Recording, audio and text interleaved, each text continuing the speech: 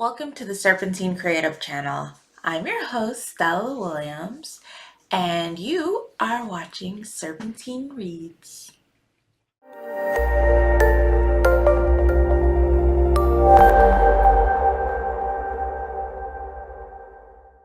Hey y'all, it's Stella Williams. So today's Serpentine Reads a special. I'm doing the Booktube Newbie Tag. I'm super new. I've barely had my channel for a few months now, not even 6 months. I think maybe like 3 or 4 months now that I've had this channel. So I'm definitely a newbie, and I'm just gonna go ahead and get right into it. So don't mind me. I have my little notebook where I wrote down the questions. I saw this tag on She Wants the Diction, but I decided, what the heck, I'll just go ahead and do one. So the Booktube Newbie Tag's 10 questions. I have them written down here, so forgive me if I'm like this or looking down trying to read these, but to the point. Question number 1: why did you start this channel? I wanted to provide a platform for paranormal romance authors of color like myself, and to promote diversity in the paranormal romance genre. And I've kind of already expanded into not just paranormal romance, but paranormal sci-fi fantasy in general, through my partnership with POC paranormal authors. That is why I started this channel. And hopefully while you're watching this channel, to get the scoop on all the lovely, wonderful books by authors of color in the paranormal genre. Question 2: what are some fun and unique things you bring to Booktube? Aside from my terrible singing and dancing, I bring my lovely, sparkly personality at least 10% of the time. And also with the way I review, I haven't fully dug deep into Booktube, so I'm pretty sure there's other people who do it. But if you watch my review videos frequently or more recently, I have a system where not only do I give my personal opinion on the book, but I try to have an objective ranking as far as a heat level, the readability, which is more like grammar and formatting, and on top, as well as my overall score for the book. So even if, because I know as a reader, we, at least with romance, there's different levels of heat that people like in their books, and there's also those people who are real sticklers for grammar and for proper formatting, and it doesn't matter if the book is good or not. If it doesn't meet the criteria that they like, as far as heat level or grammar, then they're just not going to really enjoy the book. So I could rave about the book all day long, but if you're a grammar stickler, you might be like, oh, this book was terrible because it didn't, they didn't follow rules at all. Or you might not be, if you're one of those people who like sweet heat and it's more of like a super hot romance, I didn't want, like, that might ruin the book for you. So I felt it was very important for my reviews to have that ranking. So even if I'm raving about a book, you can make that decision like, oh, she says it's a really good book, but I might be put off by the amount of heat, or the amount of sex in this book. So that's good to know beforehand. Or I know that I'm a real stickler for grammar, or for formatting in my books. So I might not, even though it's a good story, I might not be able to finish it because of that. So it's good to know beforehand that, there might be some things that turn me off from the story. On the other hand, maybe my rave review will help you in ignoring that and provide sales for the authors of color. I don't know, but I feel like I wanted I want to give my opinion, but I also want it to be open for your own interpretation. And um, so I feel like that is unique in itself, that it's not just me up here ranting about, oh, I love this book, 5 stars. So that is something that I feel is unique to my channel. But like I've said, I have not really dug too deep into the booktube world, so there's probably other people who do so as well. Um, what are you most excited about for this new channel? Mostly just being able to promote authors of color.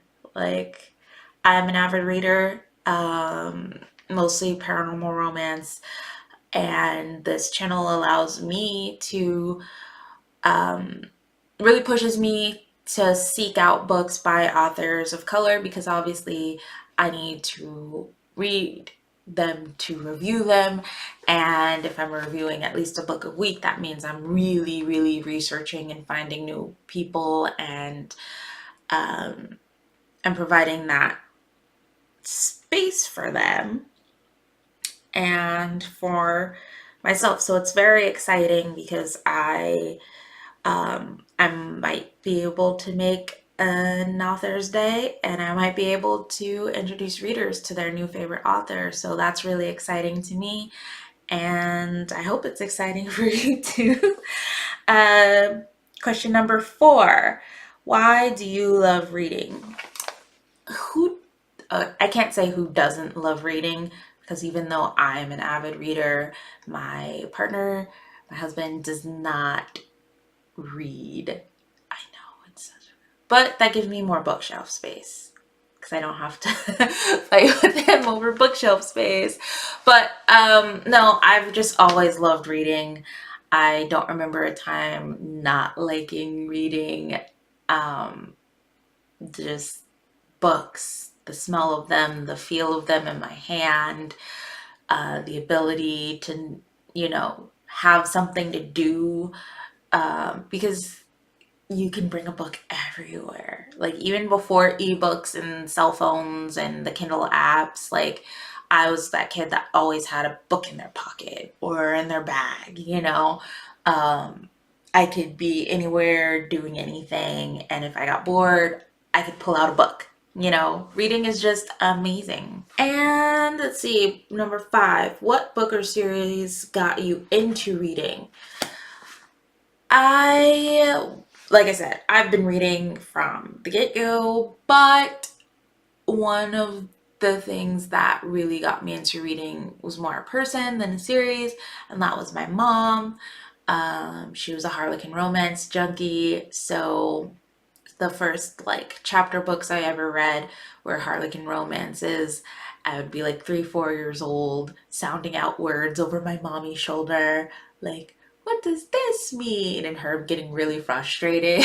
And as a reader now, I understand. But as a kid, I was just excited. Like, what is mommy doing? Why does she always like this? Like, it was a thing. Every week we would go to the store and my mom would buy, all 7 of the new Harlequin romance books back when they were like $1.99. And, and then she would just spend all weekend reading them, or she would do like a book a day, and then the next week we would go back and we would do it all again. And so I grew up with her reading them, and as I got older, being able to read them along with her. And so I guess Harlequin romance got me into reading. Number 6, what questions would you ask your favorite booktubers? Where do you get all the money for these books? No, I'm joking. Yeah, I honestly don't know. Like, I just watch them and I'm in awe, because I'm just like, your bookshelves are so pretty, and you seem so natural on the camera, and you like, there's just a lot of different things that I enjoy about their channels. Like, Noria reads is hilarious in her honesty. Oh, she reads. Um, it's like me watching her is like me conversing with my sisters about books, you know, bow ties and books. Their great, their honesty, their candidness. Um, she wants the diction. I love She Wants the Diction. Her channel is hilarious as well. I really enjoy that she's not caught up in like the commercial uh, aspect of booktube where it's like constantly buying the newest book, like, and that she's like super real in her reviews and her opinions about everything. So I don't know like what I would ask them, because I'm pretty sure if I ever like met them and got to talking to them, I would probably be totally fangirling out. Just FYI. What challenges would be hardest to overcome? Well, my challenges is getting time to actually sit and record without my diva tots coming in and flicking lights on and off. Or making a lot of noise. I try to do it all during their naps, but yeah. But that's usually the biggest challenge, is just having the time to record and edit and get things out to you. Like, I'm still new, so I still have plenty of ideas and plenty of books to read and ground to cover. So it's not a matter of content, it's more just a matter of timing at this point and keeping to my schedule. And so that's pretty much the hardest thing to overcome for me at the moment. And number 8, when did you start reading? I kind of already answered that one. Like, I don't remember a time I ever wasn't reading. My earliest memories are of reading books and reading books over people's shoulders. So, if I had to put an age on it, I started reading when I was like 3, kind of like piecing stuff together over people's shoulders. Like, what's this? What's that? And my first like memory of me like reading, like my first like chapter book that I just kind of like sat down and like was reading by myself. Um, I would have to say like 6 or 7 years old, with like Roll of Thunder, Hear My Cry by Mildred D. Taylor. Where do you read? Everywhere. I read everywhere. I read in the car when I'm not driving, obviously. But then again, there's audiobooks. So I don't know if you guys count that as reading, but you know, I read in the car. I listen to audiobooks like when I go to shower, waiting at the doctor's office, long lines at the store. If I'm not writing a book, I'm reading a book. My life revolves around books. I read everywhere, anytime, any place. If I have my phone or a physical book in my possession, I'm going to read it wherever I am. And last question, number 10. What kind of books do you like to read? It honestly, I'm a mood reader. That's what I say. I am a mood reader. But for the most part, I stick to romance. I am a die-hard romance fan. So paranormal romance is my all-time fave, followed by contemporary, but more like dark contemporary, then regular like lighthearted contemporary romances. And in the dark romance, I kind of lump that together with urban fantasy. So like paranormal romance, urban fantasy would be like my 1 and 2. Then dark romance would be my 3. Contemporary 4. And then like social justice, uh, Black feminist essays, articles, biographies would be number 5. That's where I'm at right now with my reading. Um, and but I'm open to anything really. I used to love historical romance, but I got really tired of not seeing characters that represented me. And even when they were like slaves falling in love with their masters and like really rough stuff. Except for uh, Beverly Jenkins. I love her books. Love them.